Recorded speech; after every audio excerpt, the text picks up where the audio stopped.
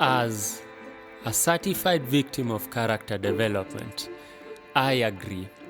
There are certain things about this love thing that I do not know yet.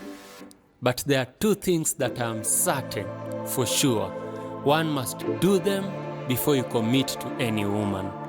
Number one, you have to figure out if indeed she's a woman, Number two, and this is on a serious note, you have to visit their home. Not to meet her parents, but to add flesh to your knowledge of her by meeting the bodas in her area. Let me tell you, Maina, those boda guys know that woman beyond the borders of the picture she has painted to you.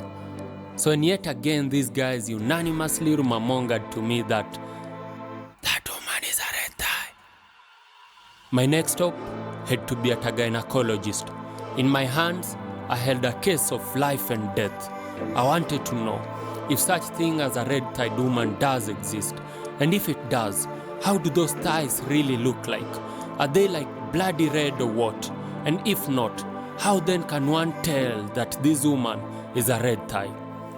In his fingertips, the gynecologist held years of book knowledge, and the book stated that this matter is still under investigation. Too many witnesses have disappeared. Too many have declined to cooperate in fear that the gods of the red thighs may send the Grim Reaper to their homes. Guys, I have zero doubts about my love for this woman. And no, I am not a coward. It's just that too many good people have died for this woman. I want to live for her. And I may want to fancy the saying that love is blind, but no, the sight of history can't stop shouting at me. Pio Gamapinto, the poet who loved this woman to the core. With his pen he shied not from bleeding ink for this woman. But how did it end? She bled life out of him. I'm sure you all remember J.M. Kariuki, how madly in love he was with this woman. Yet, she coldly put him to death. I'm sure you all know how crazy this woman drove Tomboya. Dude was so in love, he even flew planes to secure the future for her. But how did it end? In broad daylight. Bullets that can only be traced back to the hands of this woman rendered him lifeless. Robert Ouko, who killed such a lover? How love intolerant could you be to end such a lover boy? Oro Jode, Professor George Saitoti, even with his math PhD, he could not see how calculated his death came.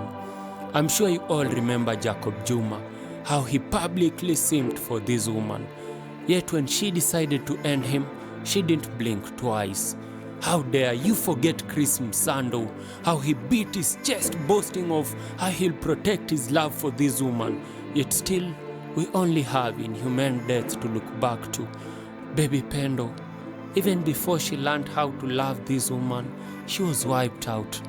At some point, Rivayala could have been mistaken for the Red Sea, for the numerous blood-soaked corpses that this woman dumped in it. The other day, it was Kwari at Mkuru, it was Bisley Kogi, it was Denzel, it was Rex Masai, and the list is endless. Yet each and every day, someone keeps falling for this woman. It's like we are blind to the fact that dating this woman is like walking on a field full of landmines. She always has numerous suitors to choose from. Look at Okio Mtata. Look at Hanifa Adan. Look at Boniface Mwangi.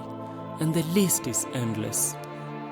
I do want to commit to this woman, but first, I demand Samantha's. When will the blank pages in the books of investigation be filled? And will we ever get one with balls enough to show us how red the thighs are? And how many more deaths of lovers, woman? Too many good people have died for this woman. I want to live for her.